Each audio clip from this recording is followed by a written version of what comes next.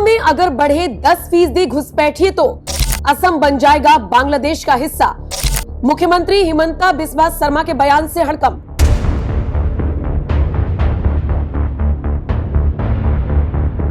नमस्कार, स्वागत है आप सभी का। आप देख रहे हैं एनएमएफ न्यूज, आपके साथ मैं हूं नमता चौधरी। नए साल की आप सबको बहुत बहुत शुभकामनाएं।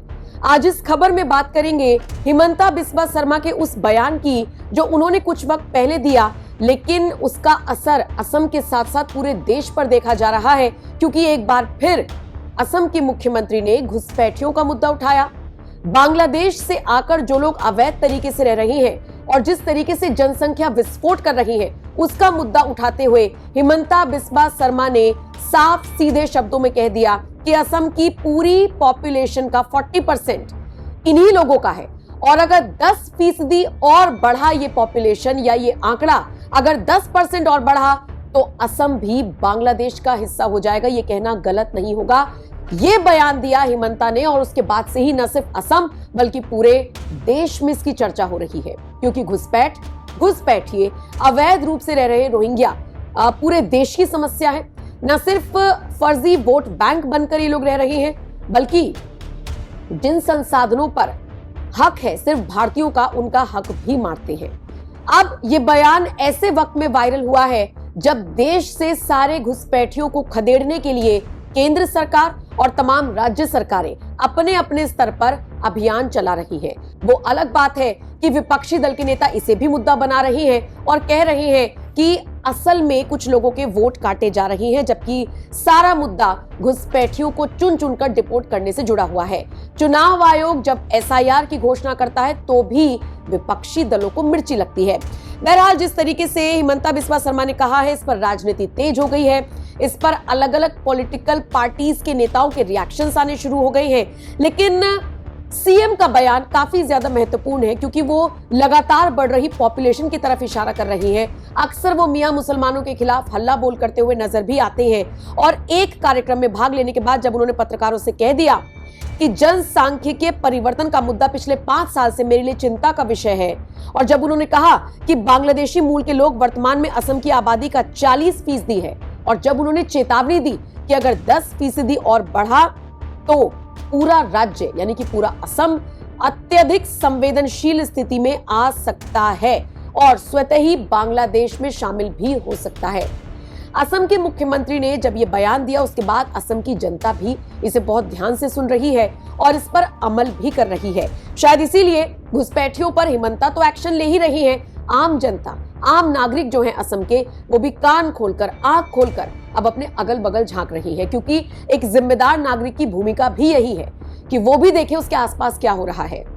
As promised, we have already invoked Illegal Immigrants Expulsion Act. So now our DCs has been instructed that any person who you feel they are suspicious, any person who has been declared foreigners by the tribunal, we should immediately issue expulsion order, and police will take or BSF will take action to send them back to Bangladesh. बहरहाल, असम के मुख्यमंत्री ने घुसपैठियों के खिलाफ अब तक क्या एक्शन लिया है, आइए मोटे मोटे तौर पर इसे भी समझ लीजिए। घुसपैठियों के खिलाफ हिमंता का एक्शन। हिमंता ने घुसपैठियों को निकालने के लिए 1950 के पुराने कानून को सक्रिय किया है। 24 घंटे के अंदर घुसपैठिए या जो संदिग्ध हैं, उनको सीधे बाहर निकालने का आदेश जारी कर दिया जा चुका है। सरकार ने एसओपी जारी की है ताकि पुलिस और प्रशासन तुरंत कार्रवाई कर सके, कोई विलंब ना हो। 2025 के आंकड़ों के मुताबिक 19 बांग्लादेशी घुसपैठियों को वापस भी भेजा गया। पकड़े गए लोगों के बायोमेट्रिक्स रिकॉर्ड भी खंगाले जा रही हैं ताकि वो दोबारा यहाँ पर ना आ सके।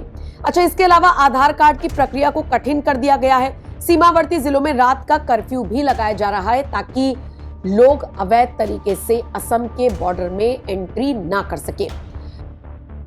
बहरहाल, ये तो बात रही कि असम की मुख्यमंत्री क्या कर रही है या वो क्या बयान दे रहे हैं, लेकिन हमें समझना होगा कि प्रधानमंत्री नरेंद्र मोदी भी घुसपैठियों के खिलाफ बयान देते हुए नजर आए, और पिछली सरकारों ने कैसे अवैध तरीके से इन लोगों को यहां पर बसाने का काम किया, इसको लेकर भी प्रधानमंत्री ने किस तरीके से तंज कसा, आइए अब आप वो भी सुन लीजिए। भाइयों बहनों, बोरदोलोई जी ने आजादी के पहले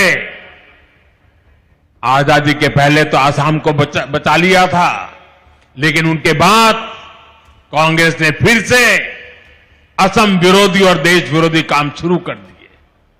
कांग्रेस ने अपना वोट बैंक बढ़ाने के लिए मजहबी तुष्टीकरण के षड्यंत्र रचे।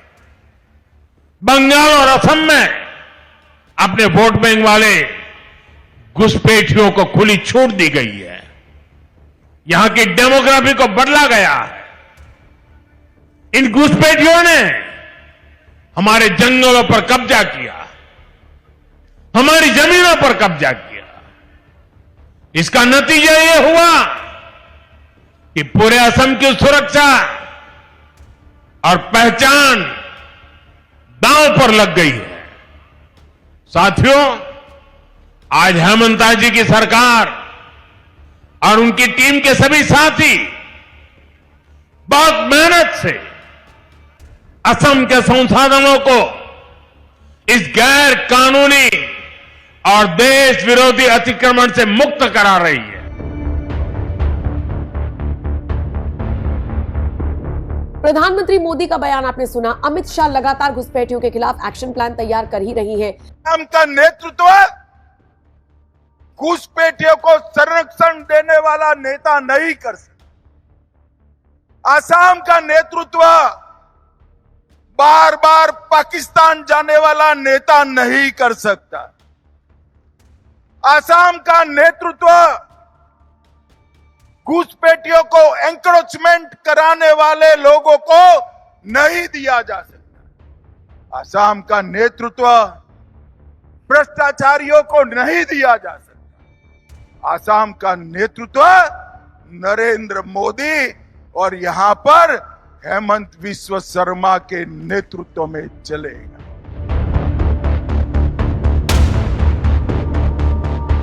तमाम राज्य सरकारें, जिनमें कि अगर हम असम की सरकार का जिक्र करें तो वो भी घुसपैठियों के खिलाफ अभियान छेड़े हुए है, लेकिन इन सब के बीच असम के मुख्यमंत्री का ये बयान चारों तरफ से सभी की अटेंशन बटोर रहा है। फिलहाल बहुत गंभीर मुद्दा है, गंभीरता से लेने की जरूरत है, वो भी ऐसे वक्त में जब 2026 में असम में विधानसभा चुनाव होने हैं। यानी कि यही वो साल है जब चुनाव होने हैं असम में, और उससे पहले कोशिश ही की जा रही है कि जितने भी फर्जी वोटर्स हैं, जितने भी घुसपैठिए हैं, उन सबको खदेड़ा जाए। फिलहाल इस खबर पर आपका क्या कुछ कहना है, आप अपनी राय कमेंट सेक्शन में हमें जरूर बता सकते हैं। बाकी अपडेट्स के लिए आप हमारी वेबसाइट www.newsnmf.com पर भी विजिट कर सकते हैं, और आप हमारे बाकी के प्लेटफॉर्म जैसे कि इंस्टाग्राम, जैसे कि फेसबुक, इन सब पर जाकर भी आप बाकी की खबरों की अपडेट्स ले सकते हैं। बहुत बहुत शुक्रिया इस वीडियो को देखने के लिए। जो भी राय हो जरूर दें।